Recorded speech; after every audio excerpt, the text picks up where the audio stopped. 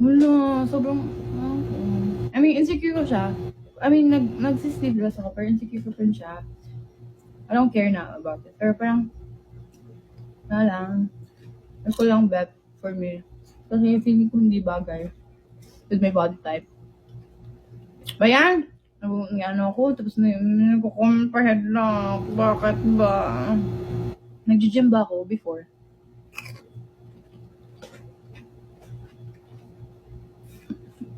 Sige, headlock ko talaga kayo dahil dyan.